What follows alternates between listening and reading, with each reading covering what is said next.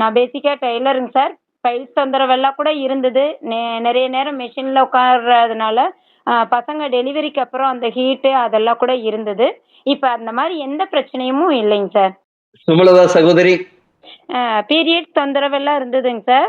அதெல்லாம் வந்து பெயின் அதாவது எப்பா எதுக்கு தான் பொறந்தோமோன்ற அளவுக்கு ஒரு வலி இருக்கும்.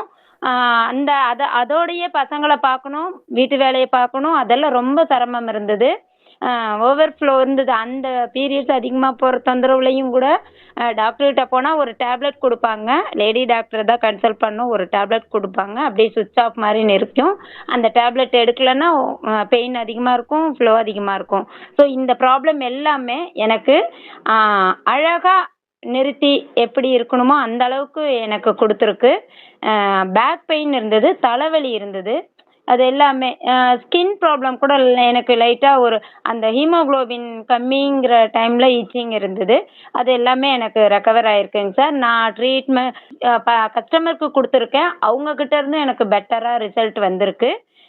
ஸோ எனக்கு கிடைச்சமைக்கு ரொம்ப நன்றிங்க சார்.